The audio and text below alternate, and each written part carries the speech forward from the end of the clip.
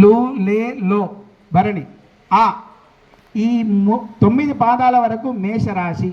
అంటే ఆ పాదాలతో పేరున్న లేదా ఎవరికైనా ఏ నక్షత్రంలో తెలిసి ఉన్న వాళ్ళైనా కూడా మేషాది 12 రాశుల్లో ఈ సంవత్సరం మేషరాశి వాళ్ళకి 11 వాళ్ళ ఆదాయము, 5 వాళ్ళ ఖర్చు. 11 వాళ్ళ ఆదాయం, 5 వాళ్ళు ఖర్చు అని చెప్పడం జరిగింది మేషరాశి వాళ్ళకి. వాస్తవంగా ఆదాయ వ్యయాలలో ఈ సంవత్సరం మనకు మేషానికి, తులకు మరియు ధనుస్సు రాశి వాళ్ళకు బాగా ఉంది ఆదాయం. అలాగే వృషభ రాశి వాళ్ళకి 5 వాళ్ళ ఆదాయము, 14 వాళ్ళ వ్యయము ఖర్చు. మిథున రాశి వారికి 8 వాళ్ళ ఆదాయము, 11 వాళ్ళ ఖర్చు. కర్కాటక రాశి వాళ్ళకి 2 వాళ్ళ ఆదాయము, 11 వాళ్ళ ఖర్చు. సింహరాశి వారికి 5 వాళ్ళ ఆదాయము, 5 వాళ్ళ ఖర్చు. వీళ్ళకి ఇబ్బంది ఏం లేదు, ఇక వచ్చినట్టు పోతూనే ఉంటాయి. కన్యారాశి వారికి 8 వాళ్ళ ఆదాయము, 11 వాళ్ళ ఖర్చు. తులారాశి వారికి 5 వాళ్ళ ఆదాయము, 14 వాళ్ళ ఖర్చు. వృశ్చిక రాశి వారికి 11 వాళ్ళ ఆదాయము, 5 వాళ్ళు ఖర్చు.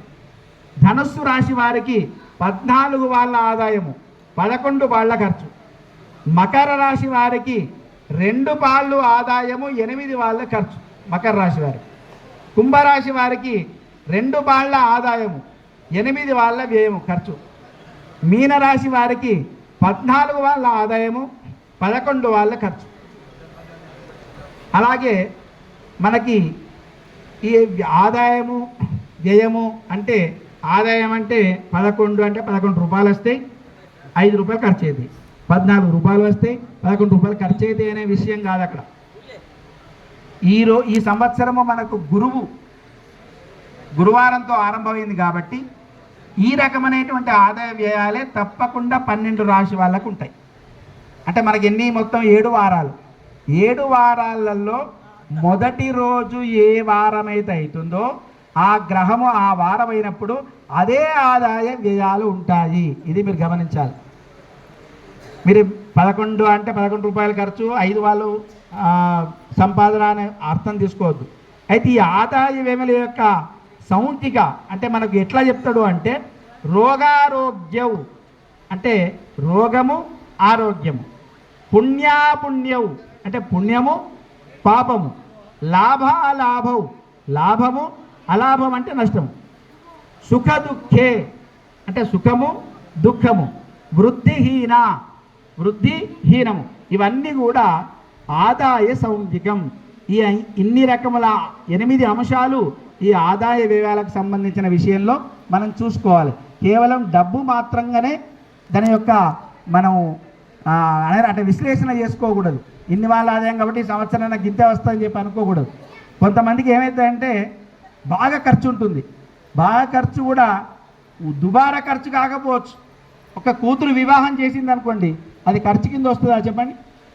అది కూడా ఆదాయం కింద వస్తుంది. ఒక మంచి కార్యం జరుగుతుంది కదా. అంటే అనవసరమైనటువంటి దుర్గుణములకు కానీ లేదా పనులకు కానీ అయినా ఖర్చు పెడితే అప్పుడు మనం దుబారా అనుకోవచ్చు. కానీ ఆ రకంగా కూడా మనకు వ్యయము మరియు ఆదాయం అనేటువంటి విషయాన్ని కూడా గమనించుకోవాలి. అలాగే రాజపూజ్యము అవమానం ఈ సంవత్సరం కూడా మేషాది 12 రాశి వారికి. మేషరాశి వారికి 2 పాళ్ళ పూజ్యం, 4 వాళ్ళ అవమానం. వృషభ రాశి వారికి 5 వాళ్ళ గౌరవం, 4 పాళ్ళ అవమానం. మిథున రాశి వారికి 1 పాలు రాజపూజ్యం, 7 పాళ్ళ అవమానం. కర్కాటక రాశి వారికి 4 వాళ్ళ పూజ్యము, 7 వాళ్ళ అవమానం. సింహరాశి వారికి 7 పాలు పూజ్యము, 3 పాళ్ళ అవమానం. కన్యారాశి వారికి 3 పాళ్ళ పూజ్యము, 3 పాళ్ళ అవమానం. తులారాశి వారికి 6 వాళ్ళ రాజపూజ్యము, 3 వాళ్ళ అవమానం. వృశ్చిక రాశి వారికి 2 పాళ్ళ పూజ్యము, 6 పాళ్ళు అవమానం. ధనుస్సు రాశి వారికి 5 పాళ్ళ పూజ్యము, 6 పాళ్ళ అవమానము. మకర రాశి వారికి 1 పాలు మాత్రమే రాజపూజ్యము, 2 పాళ్ళు అవమానం. కుంభరాశి వారికి 4 పాల రాజపూజ్యము, 2 వాళ్ళ అవమానం. మీనరాశి వారికి 7 పాల రాజపూజ్యము, 5 పాళ్ళ అవమానం. ఈ విధంగా ఈ సంవత్సరం మేషాది ద్వాదశ రాశి వారికి పూజ్యము మరియు అవమానం అంటే మనకుండే ఆ సంవత్సరం మొత్తంలో జరిగేటువంటి అంశములు. మనకి నక్షత్రములకు బట్టి కూడా 27 నక్షత్రాలు ఉంటాయి. అశ్విని వాళ్ళకి 4-2-4, భరణి 7-0-2, కృత్తికకు 2-1-0, రోహిణి 5-2-3, మృగశిరకు 0-0-1, ఆర్ద్ర నక్షత్రానికి 3-1-4, పునర్వసు నక్షత్రానికి 6-2-2, పుష్యమికి 1-0-0, ఆశ్లేషకు 4-1-3, మఘా నక్షత్రములకు 7-2-1, పూర్వా ఫలునికి 2-0-4, ఉత్తరా ఫలునికి 5-1-2, హస్తా నక్షత్రములకు 0-2-0, చిత్తా నక్షత్రము 3-0-3, స్వాతి నక్షత్రము 6-1-1, విశాఖ నక్షత్రం 1-2-4, అనురాధ 4-0-2, జ్యేష్ఠ 7-1-0, మూల 2-2-3, పూర్వాషాఢ 5-0-1, ఉత్తరాషాఢ 0-1-4, శ్రవణ నక్షత్రం 3-2-2, ధనిష్ట నక్షత్రం 6-0-0, శతభిషం 1-1-3, పూర్వభాద్ర 4-2-1, ఉత్తరాభాద్ర 7-0-4, రేవతి 2-1-2.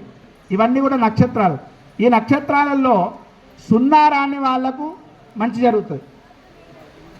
ఈ 0 మొదట్లో వచ్చిన వాళ్లకు వ్యాధి పీడితులు అవుతారు. మధ్యలో వస్తే మనోవ్యధ జరుగుతుంది. చివర్లో వస్తే ఫలం స్వల్పంగా లభిస్తుంది. 3 చోట్ల 0 వస్తే నిష్ఫలం భవేత్ అంటాడు.